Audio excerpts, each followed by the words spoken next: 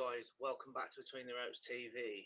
Today we are going to be looking at this weekend's WBC Lightweight World Title fight between Devin Haney and Jojo Diaz. Now, this is a big fight. Let's not get that twisted. It's a bit of a sleeper for me in the fact that I think, particularly in the build-up and up until fight week, a lot of people were definitely leaning towards Devin Haney. And then I think as sort of word spread about what Jojo Diaz actually is, he's a two-weight world champion looking to become a three-weight world champion. This is for me a fight that could really announce Devin Haney. A lot was made of that with his last fight with Linares. And the critics would have said, and possibly rightly so, that Linares passed his best somewhat. Jojo Diaz is not past his best. Jojo Diaz is in his prime. He's on the hunt. Wins against the likes of Javier Fortuna for the interim WBC Lightweight title last time out, beating Tevin Farmer. He's been in with world champions. He's won these fights, and he's experienced. Devin Haney, in fairness, it's a third defence of his WBC crown. He's off the back of his career best win against Jorge Linares back in May. He's a very talented fighter, 26-0, 15 stoppages. Lots of talk about he's the future of American boxing, along with some other names. But, and I think he is a massive fan of Devin Haney. But a lot's been made, similar to Lopez, a lot gets made of his struggles to make that 135 lightweight limit. There was talk about him and Lopez, yes, we'll fight, but it may not be for the undisputed lightweight title. It may actually be moving up a weight. And you have to think, this is, if he comes through this, he's going to want the Kambosos fight. I would imagine George Kambosos is going to want that fight. All during fight week, there's been a lot of noise about Eddie Hearn saying, Devin Haney, we'll do this in Vegas, we'll do this in America, we'll do this in Australia, we'll do this on the Gold Coast. They want that fight. And I think, similar to, Eddie Hearn, since he's gone to America with like Demetrius Andrade, they're chasing those big fights for these names. And they've got some, I'm going to say avoided fighters, because sticking with the lightweights, Ryan Garcia fought Luke Campbell to become Devin Haney's mandatory. He had his mental health break. Obviously, make of that what you will. He came back. Obviously, he's had his hand surgeries. But, regardless, he wasn't looking to actually fight Devin Haney. So he's somewhat avoided. Jojo Diaz, however, this is the bit that excites me because he's just said, yeah, I'll do it. Like, last time out, Fortuna for the interim. And now he's going for Devin Haney. He's 32-1, 15 stoppages again.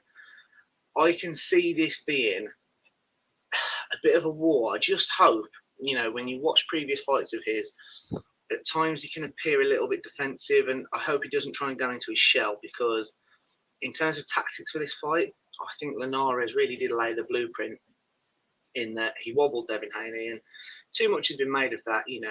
Haney probably needed a bit of an acid test. That was it. He came back from it. He won the fight. But I think what it has shown is, the likes of, for the likes of Diaz and future fighters, get after Devin Haney. Is he susceptible? We don't know. I just hope we get a proper test of that this weekend. And if you push me for a prediction, I think it's going to be a genuinely great fight. Possibly, a bit of a fight of the year contender. I really think it's got that potential.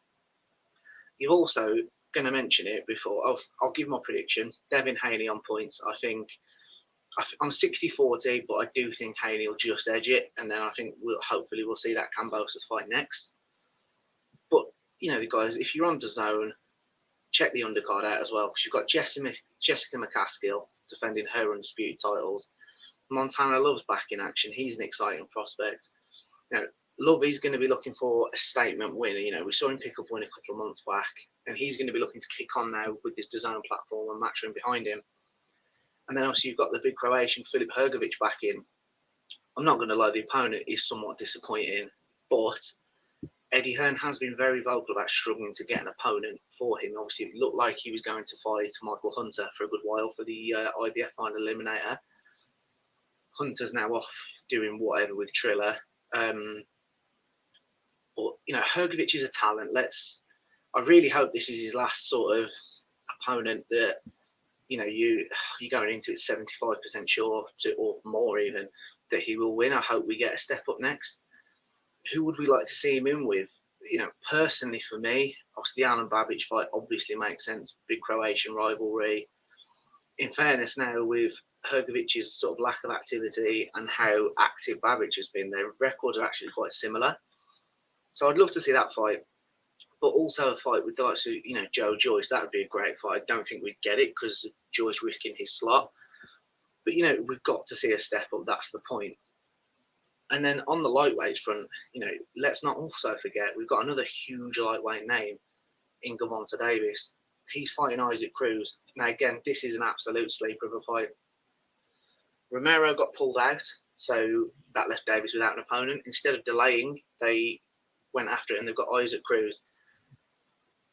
Now, Isaac Cruz is a dangerous fighter, and I don't think this, while it's not a Lomachenko, a Richie Comney, Brian Garcia, one of those huge names, Isaac Cruz definitely, for me, has the potential to cause Tank problems and crash that lightweight scene. I really believe that.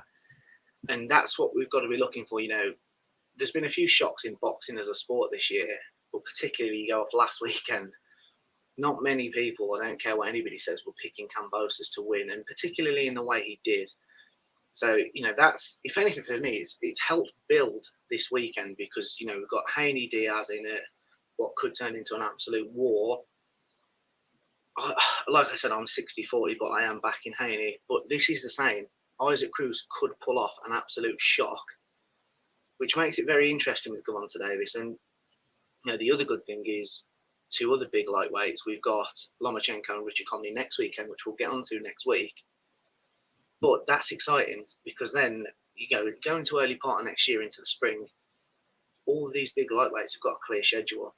Now, I know there's egos with the TV broadcasters and obviously promoters, but the schedule's clear. And for me, that's huge because surely they've got to be knocking on each other's door because there's been so much criticism of the supposed new Four Kings this year that they've got to start and look at fighting each other.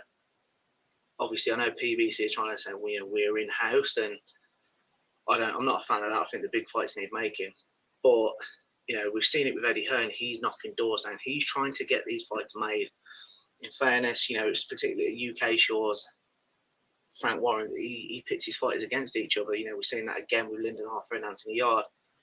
Top Rank even do it occasionally. So if everybody just comes to the party and gets these fights made, what a start to 2022 we could have in the lightweight division.